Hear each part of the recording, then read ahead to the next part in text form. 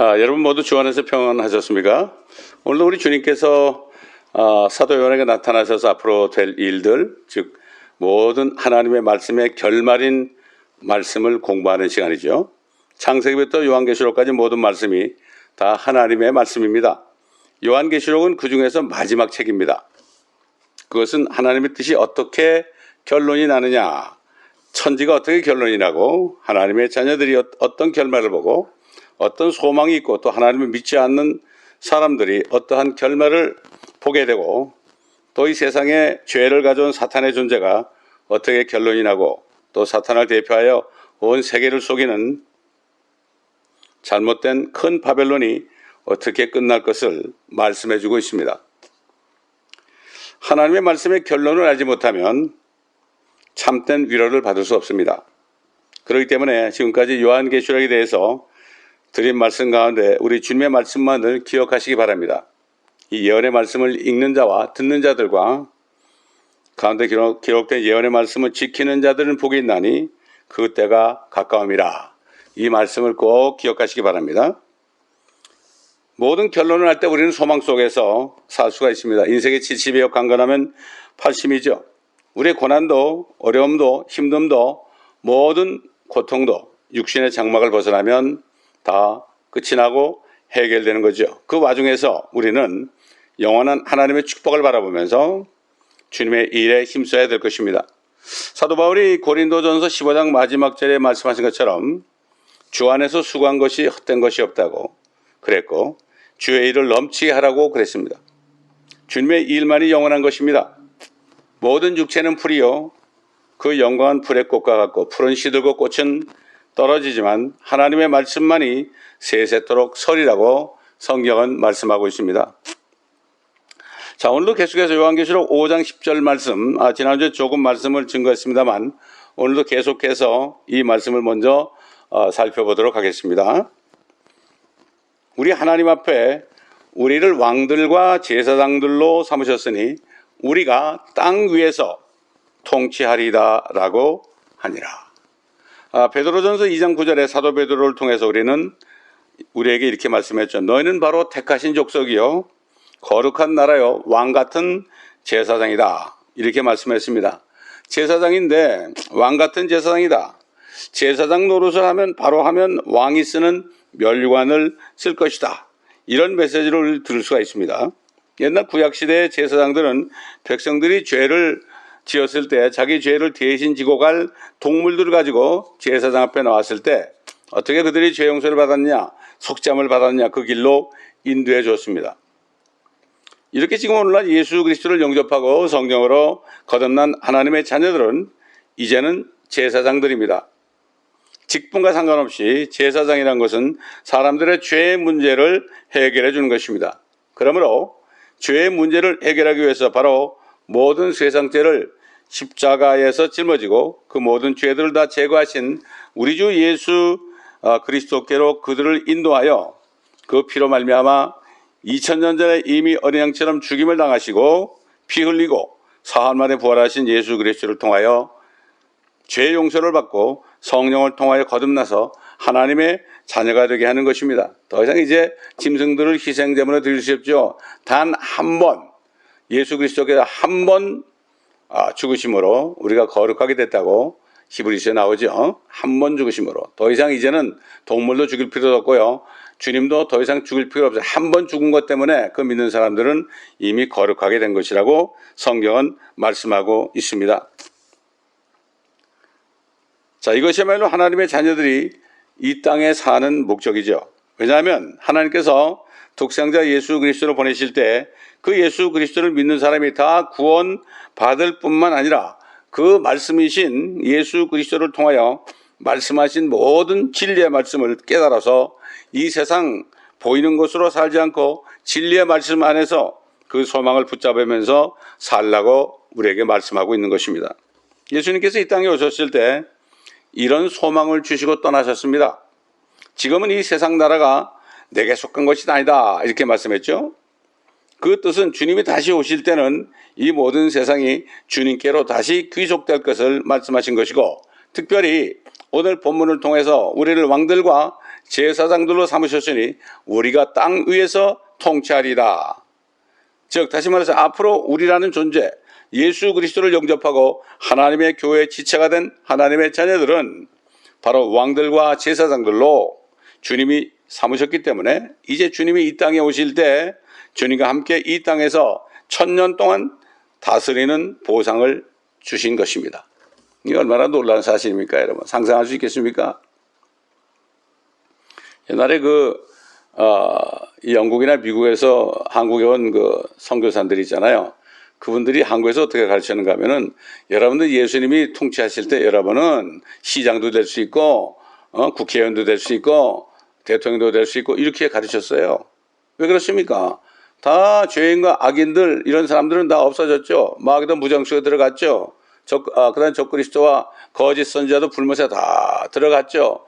이제는 정말 의롭게 된 사람들이 천년왕국에 넘어간 그 사람들을 통치하는 거죠. 그런데 그때는 휴거됐다 내려온 사람들은 이미 영원한 몸, 영생체를 가졌기 때문에 더 이상 죽지 않죠. 그러나 천년왕국에 들어간 이방인들과 그 다음에 유대인들은 아직도 그들이 한 1000년 동안 살지만 영원한 생명은 그들이 아직 받지 못한 상태입니다. 이것을 우리가 바로 알아야 됩니다. 성경을 자세하게 공부하시면 아십니다. 자, 히브리서 11장에도 그 믿음에 대해서 히브리서 기자는 믿음이 없이는 하나님을 기쁘시게 하지 못한다. 그렇게 말씀했고, 하나님을 믿는 자는 반드시 그가 계신 것과 그를 열심히 찾는 자, 즉 전심으로 찾는 자에게 보상하시는 분임을 믿어야 할지니라. 이렇게 했어요. 이게 믿음입니다. 바로 이 땅에 내 십자가를 지고 주님을 따라가면서 복음을 증거하는 사람들에게는 반드시 상이 있습니다. 그 상은 이 땅에서 주는 상과는 비교도 안 되는 바로 왕권을 주는 것입니다. 그렇기 때문에 오늘 왕들과 제사장들로 삼으셨으니 우리가 땅 위에서 통치하리이다. We reign in the earth. 이 지구 위에서 통치하리이다. 이렇게 얘기했죠. 사도 바울은 목회자 디모데에게 디모데후서 2장 12절에 이렇게 말씀했죠. 우리가 참으면 if we suffer, 그러니까 주님과 함께 고통을 받으면, 고난을 받으면 이런 얘기죠. 우리가 참으면 그와 함께 다스릴 것이요. 우리가 그를 부인하면 그도 우리를 부인할 것이다. 오직 예수 그리스도를 믿는 것을 부인하고 WCC나 WEA나 NCCK, 크리슬람에 들어가는 사람들은 이미 예수 그리스도를 부인한 사람들이에요. 그럼 주님도 부인할 것이라고 그랬죠. 무슨 얘기죠? 그러나 무서울 게 없습니다. 오직 예수 그리스도만 믿으시면 돼요. 그런 종교 통합에 들어가지 않으면 됩니다. 자, 로마서 8장에도 지금 받은 우리의 고난은 앞으로 올 영광과 좋게 비교할 수 없다. 이렇게 사도 바울이 증거했습니다. 성경에 영광이라는 말은 바로 예수 그리스도가 이제는 세상을 심판하고 하나님의 자녀들과 백성들에게 하늘과 땅을 주시기 위하여 이 땅에 오시는 주님의 재림을 영광이라고 말씀하고 있습니다. 그러므로 그런 복음을 영광의 복음이라고 그러죠. 그러나 이 세상 신인 마귀는 영광스러운 복음의 광채가 사람들의 마음에 비치 못하게 해서 그 공체를 보지 못하게 한다고 그랬습니다. 그러니까 많은 사람들이 예수 그리스도가 영광스럽게 오시는 것을 모르고 있습니다. 모르고 있습니다. 예, 참 안타까운 일이죠. 예수 그리스도의 오심을 증거하지 않는 분들은 무지한 사람들입니다. 다시 말해서 예수님이 다시 이 세상에 오신다는 사실을 딱 가려놨습니다. 신학자들이, 또 목회자들이. 그래서 하나님의 자녀들까지도 이 땅에 살면서 슬퍼하고 탄식하면서 자신의 팔자 타령을 하게 하는 거죠. 얼마나 안타까운 일입니까? 자, 오늘 본문은 5장 10절의 말씀과 관련되어서 우리 주님께서 누가복음 19장 15절로 19절에 이 문화비유 있죠? 문화비유. 주님이 비유로 하신 그 문화비유의 말씀을 우리가 다시 한번 상기할 필요가 있습니다. 또 이 말씀 속에는 주님의 약속을 말씀 속에 있는 주님의 약속을 붙들어야 됩니다. 이 누가복음 말씀을 제가 읽어드릴 때 여러분의 지각이 열려서 요한계시록의 말씀과 잘 관련해서 깨달으시기를 바랍니다. 그 귀인이 그 왕국을 받아서 돌아와 자기가 돈을 준 그 종들을 불러오라고 명하니 이는 각자가 장사를 하여 얼마나 벌었는가를 알고자 함이더라. 그때 첫 번째 사람이 와서 말하기를 주여 주께서 주신 한 문화로 10 문화를 벌었나이다. 라고 하니 그에게 말하기를 잘하였다. 착한 종아, 네가 아주 작은 일에 신실하였으니 10고을을 다스리는 권세를 가지라고 하더라. 자, 이 말씀이 무슨 뜻이겠습니까? 뭐 뜻이고 뭐고 없죠. 이 말씀은 말씀 그대로예요. 어떤 사람이 왕권을 받기 위해서 잠시 갔다. 누굽니까? 예수 그리스도께서 부활하신 후에 하늘에 가셨죠. 다시 돌아오실 때 그 종들이 일한 만큼 갚아주시는데 다스리는 권세를 줄 것이다. 무슨 상을 주겠습니까? 돈을 주시겠습니까? 아무 소용없죠. 그때는 10문화를 남긴 사람은 10고을을 다스리고 5문화를 남긴 사람은 5고을을 주신다고 말씀하고 있습니다. 그런데 이 문화라는 것은 영어로 사실 문화가 많이가 된 거죠. 영어로 문화 이렇게 된 거죠. 돈이죠. 그런데 킹제임스 성경에 보게 되면, 영어 성경에 보게 되면 이것을 파운드라고 그랬습니다. 한 파운드씩 줬다고 그랬어요. 이런 파운드는 화폐 단위기도 하고 무게 단위기도 하죠. 참 특이한 겁니다. 10명의 종들에게 똑같이 한 문화, 즉 한 파운드씩을 나눠주시면서 장사하라고 말씀했습니다. 이 장사라는 말, 요즘 말로 비즈니스죠. 물건을 팔아서 남기는 거 얘기하는 거 아닙니까? 그런데 여기 킹제임스 성경에 보게 되면 장사라는 말을 영어로 occupy라고 그랬어요. occupy라는 건 내가 차지하고 정복하는 뜻 아닙니까? occupy. 이 말은 이것을 가지고, 문화를 가지고 장사해서 차지하라 이런 얘기죠. 이 말은 이런 뜻인데, 그러면서 주님께서 왕이 되어 돌아왔을 때 어떤 사람은 한 문화로 10문화를 벌었다. 그러자 잘하였다. 착한 종아, 네가 아주 작은 일에 충성하였으니 10고을, 10city를 다스리라. 이런 권세를 가지라고 그랬고, 이 말씀을 영적으로 해석하면 안 됩니다. 이 말씀은 문자 그대로입니다. 주님이 하신 말씀은. 자꾸 영적으로 해석하는 사람들이 있는데 그러면 안 되죠. 주님이 비유라고 얘기하기 전에 안 됩니다. 주님이 다시 오셨을 때 종들과 계산하는 거죠. 왕들과 제사장으로 삼아놓고 한 문화씩 한 파운드씩 줬습니다. 한 파운드가 무엇이겠습니까? 제가 이걸 놓고 간절히 무릎 꿇고 아침에 기도할 때요, 주님께서 이런 감동을 주세요. 네 성경을 한번 저울에 달아보라. 근데 요즘 성경은 뭐 가죽으로 덮었고 아주 두껍잖아요. 근데 아주 얇게 그냥 아무것도 없이 한 성경은 한 파운드밖에 안 되죠.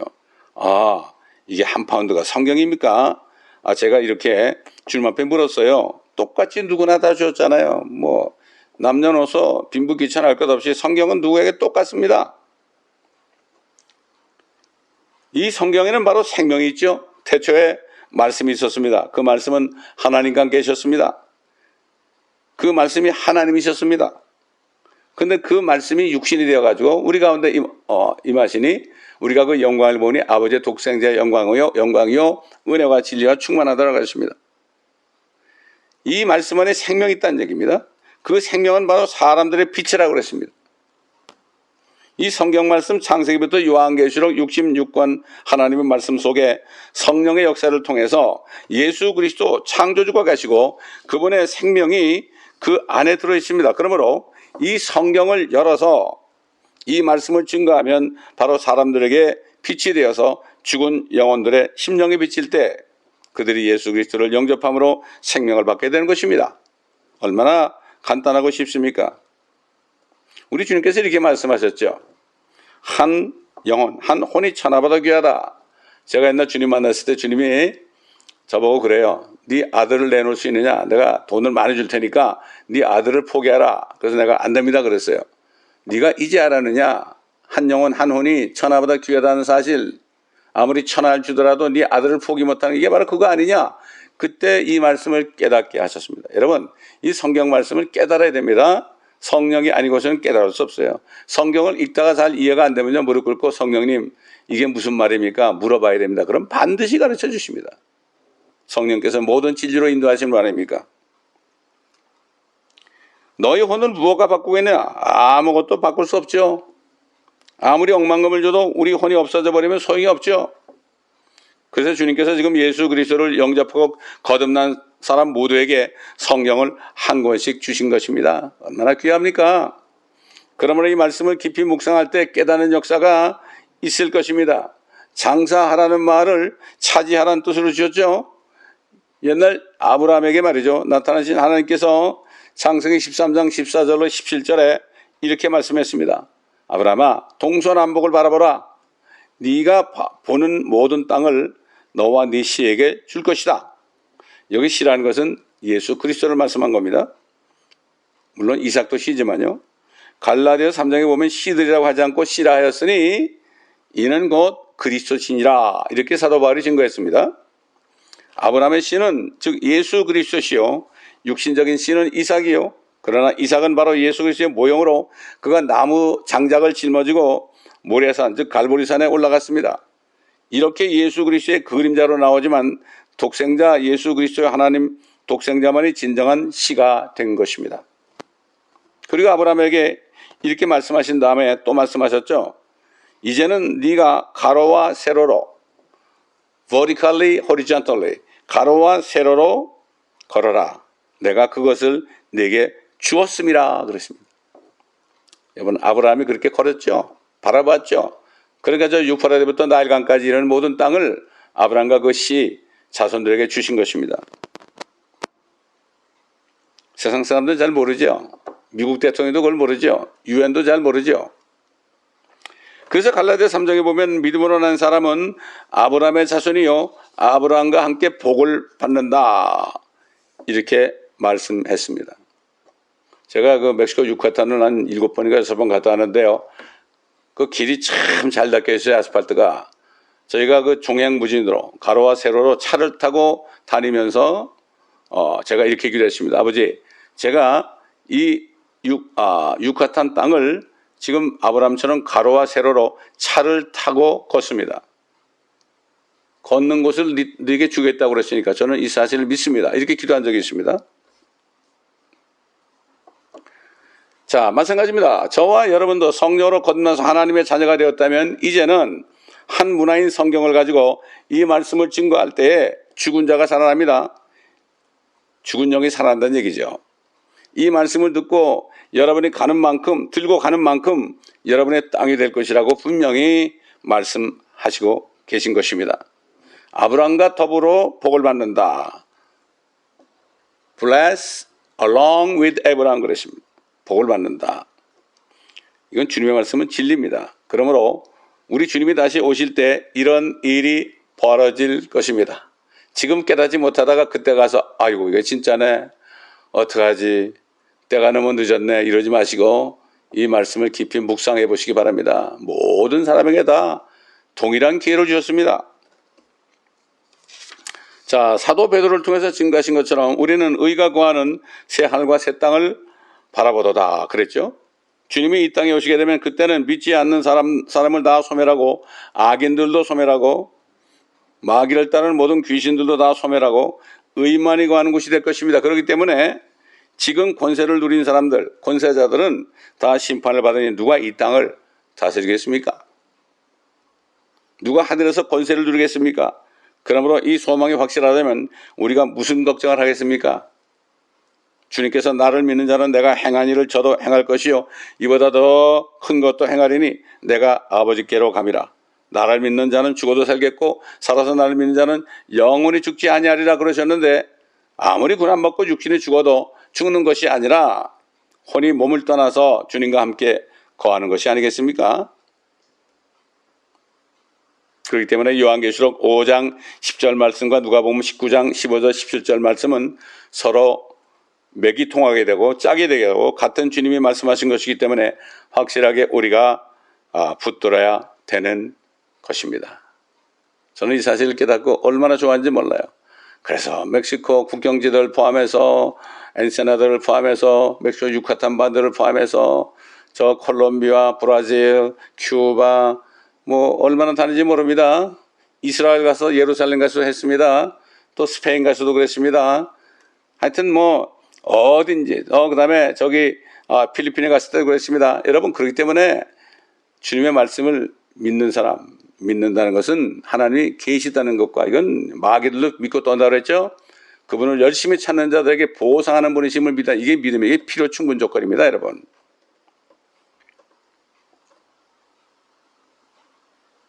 자, 앞으로 주님이 어떤 일을 하실 것과 우리가 어떻게 땅에서 장사를 할 것인가, 복음을 전해서 차지할 것인가, 이것을 우리에게 분명히 말씀해 주시고 있는 것입니다.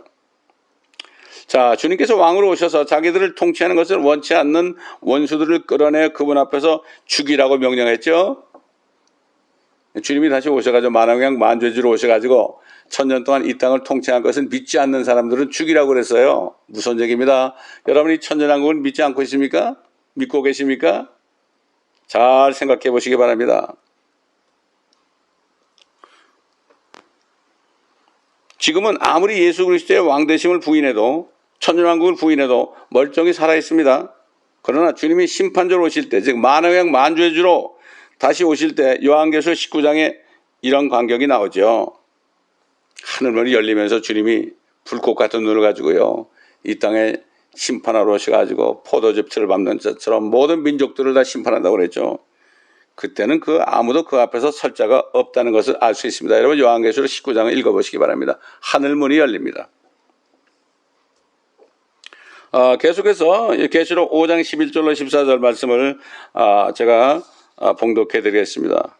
내가 또 보니 그 보좌와 짐승들과 장로들을 둘러선 많은 천사의 음성을 들었는데 그들의 수가 만만이요 천천이라. 큰 음성으로 말하기를 죽임을 당하신 어린 양이 권세와 부귀와 지혜와 힘과 존귀와 영광과 찬송을 받으시기에 합당하시도다 하더라. 제가 옛날 전도사 때요, 이 말씀을 설교한 적이 있었어요. 근데 이 말씀을 듣던 그 교회 성가대 지휘자가요, 이 말씀을 딱 들으면서 이 말씀을 가지고 노래를 만들었어요. 보좌에 앉으신 어린 양이 권세와 부귀와 지혜와 힘과 존귀와 영광과 찬송 받으시기에 합당하시도다. 이 찬송을 지어서 적어줬어요. 제가 조금 틀리겠는데요, 이해하시기 바랍니다. 또 내가 들으니 하늘과 땅 아래 바다에 있는 각 피조물과 그 안에 있는 만물이 말하기를 보호자에 앉으신 분과 어린 양에게 찬송과 존귀와 영광과 권세가 영원 무궁토록 있을지어다라고 하더라. 그때 내 짐승이 말하기를 아멘 24장로가 엎드려 영원 무궁토록 살아계시는 분에게 경배하더라. 얼마나 멋진 장면입니까? 여러분 이 장면을 보기 원하지 않습니까? 여러분 이 세상은 지옥이에요. 이미 그렇게 됐습니다. 참 기가 막힌 장면이죠. 천사들과 온 우주가 어린 양 예수 그리스도를 높이는 장면입니다. 모든 동무들까지 하나님을 찬양합니다. 여러분 시편 150편 마지막 절 보게 되면요, 호흡이 있는 모든 것들을 다 하나님을 찬양할지어다. 호흡 있는 모든 것들입니다. 사람뿐만 아니라. 사람을 포함해서 지금도 하나님의 창조하신 모든 것들이 동물들, 생물들, 꽃들이 다 하나님을 찬양하는 줄 믿습니다. 더군다나 그들은 죄를 진정하고 있기 때문에 하나님을 찬양하면서 로마서 8장에 보게 되면 그들은 탄식한다고 그랬어요. 하나님의 아들들이 나타나기를 탄식한다고 그랬어요. 하나님의 아들이 다 나타나야만 주님이 오셔가지고 자기들도 죽음을 면하기 때문에 썩어짐을 보지 않기 때문에 그런 여러분 창조물들이 하나님의 아들들이 다 나타나서 주님이 그들을 공중으로 끌어올 때까지 그때를 바라보면서 지금도 탄식한다고 그랬어요. 그들이 기다리는 것은 주님이 재림하셔서 모든 것을 회복시키는 것을 바라보면서 지금도 찬양을 드리고 있는 것입니다. 여러분 구약성경 민수기에 보면 발람이 하나님의 말씀을 거역하고 계속 불순종할 때 하나님께서는 그거 타고 가는 나귀의 입을 열어서 발람을 책망하는 장면을 보게 됩니다. 그 나귀가 말이죠, 이제 앞에 막 그냥 주의 천사가 칼을 들고 나타나잖아요. 그러니까 갈 수가 없잖아요. 그러니까 가지 못하니까 그 벽에다가 말이죠, 막 그 몸을 비비니까 발람의 발이 막 거기 비벼졌잖아요. 그러니까 발람이 막 때리고 막 그냥 그러니까 나귀가 뭐라 그랬습니까? 내가 너한테 말은 안 들은 적이 있느냐? 나귀가 말을 했습니다. 미련한 나귀가 입을 열어서 발람 선지자를 책망했습니다. 하나님께서는 복음을 전하기 위해서 짐승까지도 사용하시는 겁니다. 하나님의 자녀들이 복음을 전하지 않으면 짐승을 사용해서도 복음을 전하시는 하나님이십니다. 하나님의 뜻은 반드시 이루어지기 때문입니다. 해나 기는 것이나 여러 가지 헤엄쳐 다니는 사자 같은 들짐승 이런 것들도 주님을 찬양한다 한번 생각해 보십시오. 저와 여러분은 어떤지 하나님을 얼마나 찬양하는지 하나님께 얼마나 불평하는지 우리는 다시 한번 이 말씀을 통해서 깨닫기를 원합니다. 다윗은 하루에 7번씩 하나님을 찬양했습니다. 우리는 동물만도 못한 삶을 살 수가 있습니다. 지금 이 말씀을 통하여 우리가 정신을 차리고 아무리 힘들고 어려워도 지옥 갈 죄를 다 용서하기 위해서 하나님께서 사람에 대해서 처참하게 고난받으신 피와 물을 흘리시고 가시관을 쓰시고 채찍에 맞음으로 우리를 낫게 하시고 모든 저주의 나무 십자가를 지고 돌아가신 그 주님을 생각한다면, 하루도 편할 날이 없이 고생하셨던 주님을 생각한다면 우리가 어찌 주님을 찬양하지 않을 수 있겠습니까? 사실 저와 여러분이 온 세상에 혼자만 존재해도요, 우리 한 사람을 구원하기 위해서 주님은 오셔가지고 죽으셔야 됩니다. 생각해 보십시오. 결국 우리 한 사람 한 사람이 주님을 죽인 겁니다. 그때 그 무리들이 죽은 게 아닙니다. 그러므로 성령께서는 사도 바울을 통하여 이렇게 말씀했죠. 항상 기뻐하라, 쉬지 말고 기도하라, 모든 일에 감사하라. 이것이 우리 주 예수 그리스도 예수 안에서 너희를 향하신 하나님의 뜻이니라, 이렇게 증거했습니다. 마땅히 감사해야 하죠. 예수님의 피로 힘이고 구원받은 모든 사람들은 어떤 형편에 있든지 감사해야 됩니다. 욥처럼 모든 재산을 잃어버리고 자녀를 잃어버렸다 할지라도 주신 것도 여호와시요 가져가신 것도 여호와시니 내가 주 여호와를 찬양할지니라, 찬양한다고 그랬습니다. 맞는 말 아닙니까? 그러나 그가 연약할 때는 한탄한 적도 있었습니다. 그러나 그는 결국 끝까지 입으로 범죄하지 않았기 때문에 하나님께서 그를 칭찬하셨고 모년에 그를 갑절로 복을 주셨다는 것을 알 수가 있습니다. 모년이 무엇입니까? 하나님의 자녀들의 모년은 주님이 오실 때인 것입니다. 앞으로 새로운 세상이 새로운 땅과 하늘이 전개될 때, 이때 영원한 축복을 누리는 것입니다. 여러분 기억하시죠? 우리 주님께서 공생애를 마치시고 십자가에 달리시기 며칠 전에 예루살렘에 나귀 새끼를 타고 입성하실 때 그 많은 사람들, 어린아이들이 진정으로 주님을 찬양하고 겉옷을 깔아서 주님이 탄 나귀가 지나가게 하고 종려나무 가지를 흔들며 호산나 호산나 주님의 이름을 주의 이름으로 오시는 이여 하고 찬양하는 것을 우리가 볼 수 있었습니다. 그때 많은 종교인들, 바리새인들, 위선자들은 그들 보고 찬양하지 말라고, 소리 지르지 말라고 책망했죠. 그런데 주님 뭐라고 말씀하시죠? 누가복음 19장 40절에 이렇게 말씀했습니다. 이 사람들이 침묵을 지킨다면 돌들이 즉시 소리를 지르리라. 여러분, 돌도 소리 지를 수 있다는 것입니다. 돌도 봅니다, 여러분, 눈으로. 여호수아를 통해 요단강을 건넜을 때요, 뭐라고 그랬습니까? 요단강 안에도 돌을 12개, 밖에도 12개. 그 돌이 바로 하나님께서 요단강을 가르치고 그들을 가나안 땅에 들어가게 하신 것을 증거한다고 그랬습니다. 그들이 부인해도 돌들이 증거한다고 그랬죠. 하나님께서는 능치 못한 일이 없으십니다. 전능하신 하나님이시기 때문입니다. 마찬가지입니다. 우리가 주님의 일을 하지 않으면 다른 사람을 사용하십니다. 그러므로 우리는 항상 주님 앞에 쓰임받고 이 땅에 있는 동안에 얼마나 많은 감사와 찬양을 돌리느냐, 이것밖에 할 것이 없어요. 우리는 할 것이 없습니다. 제가 처음 구원받고 주님 앞에 제가 무엇을 해야 되겠습니까? 무엇을 드려야 되겠습니까? 그 주님께서 안에서 그래, 네가 나한테 줄 게 뭐가 있느냐? 다 내 거 아니냐? 네가 나에게 줄 것은 나를 찬양하는 것이다, 감사하는 것이다. 그렇지 않습니까, 여러분?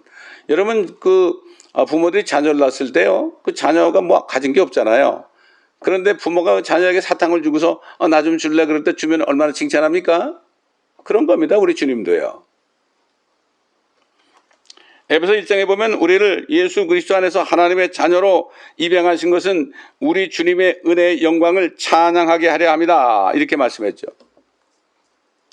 이 땅에서 구원받은 사람들이 사는 목적은 주님을 찬양하며 또 다른 사람들의 가족 그 찬양 대원으로 이끌어내는, 구원에 이르게 하는 그리스도 안으로 끌어들이고 하나님의 나라 속으로 인도하는 이 일을 위해서 우리가 이 땅에서 육신의 삶을 살도록 허락하신 줄 믿습니다. 그래서 에베소 보게 되면 시간을 사서 얻으라, redeem your time. 나머지 시간에만 하려고 하지 말고 시간을 다 사가지고 주님의 일을 먼저 하고 나머지 시간을 네가 써라 이런 얘기죠. Redeem your time. 개혁에는 뭐 세월을 아끼라고 그랬지만은 시간을 사서 얻으라 하는 말이 더 실감이 나죠. 자, 다시 본문에 보니까 5장 14절에 그 모든 만물들이 찬송할 때 그때 네 짐승이 말하기를 아멘 하고 24 장로가 엎드려 영원 무궁토록 살아계시는 분께 경배하더라 이랬죠. 아멘 그랬습니다. 찬송할 때 모든 만물이 찬송할 때 하나님의 보좌에 있는 네 짐승들이 아멘 하는 것을 볼 수가 있습니다. 이 장면과 관련해서 여러분 사도 바울과 실라가 빌립보 지방에서 선교행을 하고 있었는데 거기서 귀신 들린 점치는 영을 쫓아내 주었을 때 그 주인이 자기 벌이가 없어진 것을 알고 그들을 고소해서 바울과 실라를 깊은 감옥 속에 피투성이가 된 채 넣어버리겠습니다. 바울과 실라는 피투성이가 되어서 깊은 감옥 속에 들어갔습니다. 그러나 그들은 낙심하지 않고 한탄하지 않고 밤 12시 자정쯤 돼서 미드나잇 그래서 성경에 미드나잇 그때 그들은 기도하고 하나님께 찬송을 드렸다고 성경은 말씀하고 있습니다. 어떤 찬송을 드렸는지는 모르겠지만 그럴 때 갑자기 엄청난 일이 벌어졌죠. 뭐 깨꼬리같이 요즘 뭐 독창자들처럼 그런 찬송을 했겠습니까? 성가대원처럼 했겠습니까? 비록 서툴고 그렇지만 하나님께서 드리는 그 찬송, 기뻐하시는 찬송을 드렸죠. 사도행전 16장 26절에 보게 되면 그때 갑자기 큰 지진이 나더니 감옥의 기반이 흔들리고 모든 문이 즉시 열리며 각 사람에게 채워졌던 사실이 풀려지더라. 참 이때 간수들이 자기가 죽은 줄 알고 자결하라고 그랬죠. 그럴 때 우리가 여기 있으니 걱정하지 말아라 안심을 시켰습니다. 하나님을 찬양하실 때 나타난 이 지진의 역사를 통해 감옥문이 열리고 사슬이 풀리는 역사를 통해서 그 간수는 그때 사도 바울에게 말하기를 내가 어떻게 하여야 구원을 얻을 수 있겠나이까 그랬죠. 이럴 때 사도 바울이 주 예수 그리스도를 믿어라 그러면 너와 내 집이 구원을 얻으리라 이렇게 말했습니다. 진정으로 우리가 복음을 전하는 것은 어떻게 일어납니까? 우리가 어렵고 힘들고 착고에 차인 것처럼 깜깜하고 소망이 없을 때 기도하고 모든 일을 이루시는 하나님께 찬송할 때 합력하여 모든 일을 이루시는 하나님을 믿음으로 찬송할 때 하늘에 있는 네 짐승들이 역시 우리를 위해서 아멘으로 화답할 때 그때 우리의 삶 속에 큰 지진이 일어나고 모든 어려움의 기반인 감옥, 영적인 감옥의 기반에 흔들려서 우리는 그것으로부터 빠져나와 하나님의 능력을 나타낼 수 있는 것입니다. 그래서 어려울 때도 감사하라는 거죠. 감사 찬송을 드리라는 거죠. 브라질에 있는 조엘이라는 목사님이 저희 교회에서 설교한 적이 있습니다. 제가 브라질에는 2번 갔다 왔는데요. 그분이 설교할 때 제가 그 제목을 잊어버리진 않아요. 그리스도인의 무기가 뭐냐? 바로 기도와 찬송이다. 이 무기밖에 없어요. 우리는 어려울 때 기도와 찬송밖에 없어요. 이게 우리 무기입니다. 무기. 마귀가 쌓아놓은 무기입니다. 아무리 어려워도 감사하면요. 마귀는 할 말이 없어요. 불평하게 하려고 어려운 일을 갖다 줬는데 감사하면 마귀가 더 이상 뭐 어떻게 할 수가 없죠. 그래서 감사하는 게 가장 최고의 무기예요. 찬송하는 게 가장 큰 최선의 무기입니다. 세상이 어렵다고 그럴 때 어렵다고 말하지 말고 이렇게 바울과 실라처럼 기도하고 찬송할 때 우리의 주위에도 이런 지진이 일어나서 그 놀라운 역사를 본 세상 사람들이 우리에게 내가 어떻게 하여 구원을 얻으리까 이런 고백이 들려지게 될 것입니다. 이럴 때 주 예수 그리스도를 믿으라 그러면 너와 내 집이 안에 구원을 얻으리라 이렇게 담대하게 우리가 복음을 전할 수 있는 것입니다. 그러므로 고난당한 것이 유익이라고 다시 고백한 것처럼 저와 여러분에게 닥친 고난은 이것이 변화해서 하나님의 구원의 역사가 일어나는 것을 알아야 하는 것입니다.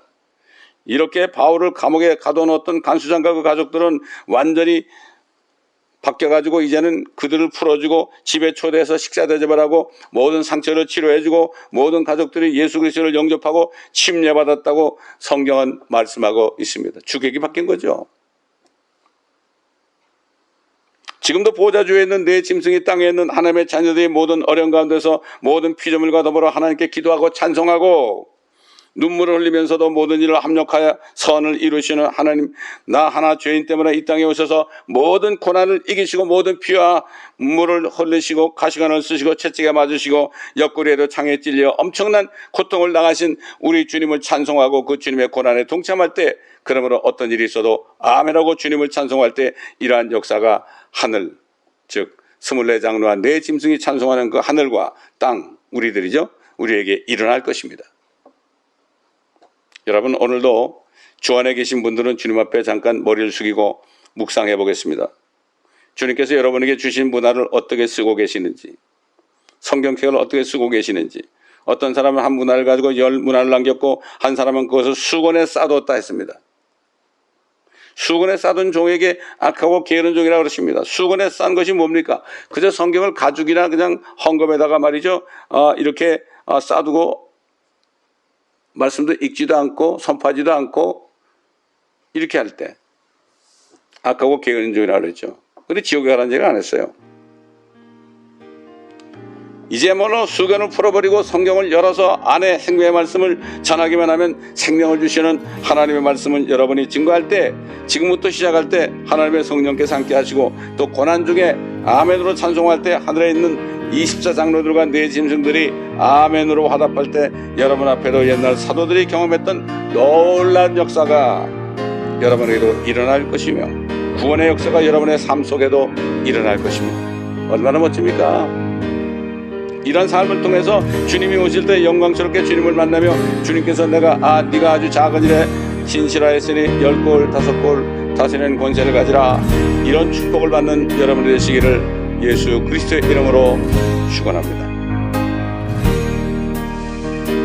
잠시 기도드립니다. 아버지 하나님, 오늘 말씀을 들으신 한 분 한 분 지각이 열리게 하시고